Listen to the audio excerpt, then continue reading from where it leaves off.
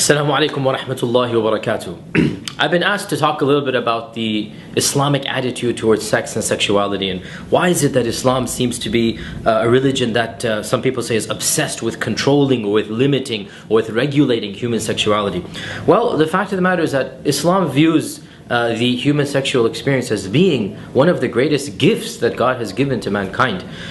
In medieval Christianity, some Christian theologians have actually considered sex to be something that is disgusting, that is a mortal sin that should only be engaged in for the base purpose of procreation of human species. The fact of the matter is that Islam never had that attitude. It's actually a very healthy part of being a human being. It's a very normal part of being a human being. We wouldn't be humans if we didn't engage in intimacy and intercourse. However, the fact of the matter is that like every single desire, like every single feeling that a person has, it can be used properly and it can be misused and abused. Eating is a natural human phenomenon. But if we start eating all the time, or if we start eating products that are harmful to us, then this will lead to something that will cause harm to the body. Of course, the concept or the desire to eat is natural, but it must be put and it must be manifested in a way that is helpful to society. Similarly, sex and sexuality is a natural part of being a human. And in fact, God created within us the yearning, the desire, the capacity to engage in intimacy, and He made it one of the greatest experiences of human existence. However, He has told us that the only way to truly find fulfillment in this act that is beneficial to the person and to the family and to society as a whole is to confine sexuality and to confine intimacy within the bounds of marriage. And therefore, Islam encourages healthy sexuality within marriage, and our Prophet Muhammad, peace be upon him, told us to get married. And he said that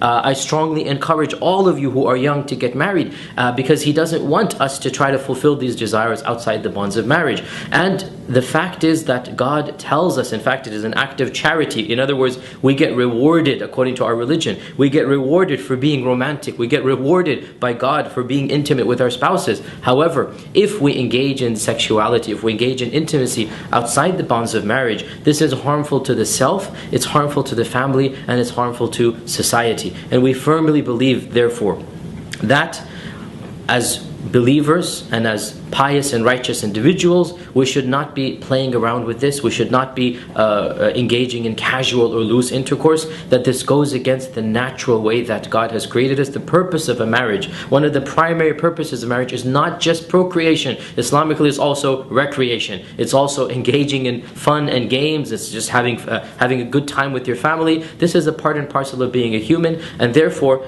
simply put, Islam regulates sexuality because an unregulated sexuality leads to harms that are personal, harms that are familial, and harms that are societal. And we firmly believe that God intended for us to practice His laws to bring about the best type of society possible. And when we regulate sexuality and we confine it within the confines of marriage, this is when, and this is the only time when this human emotion will be manifested in the most productive and useful way.